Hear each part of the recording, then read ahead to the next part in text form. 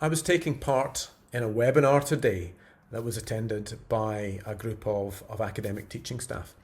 And one of these colleagues asked me if I thought there was any difference between online courses and offline courses which are now being taught online, which of course is a situation that this colleague and most teaching staff in the world find themselves now. Annoyingly, probably, my answer is yes. Of course there are differences, but also no. Now, the differences, the key one I think is about timetabling and expectations.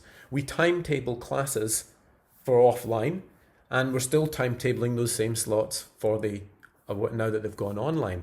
And now the expectation that teachers have is they should treat them in the same way. So they have lectures followed by seminars, and we set our students up to expect lectures followed by seminars. Whereas when you're planning fully online programs, you tend to think about your students' activities across a week.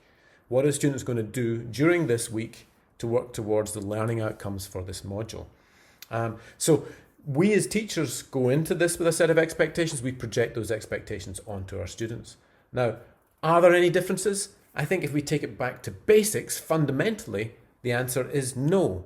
Because whether you're teaching online, or whether you're teaching in a classroom, or whether your teaching's been planned for a classroom and now it's online, what we should be doing is planning a set of learning processes, cognitive processes that we want our students to go through in order to achieve the outcomes for that module.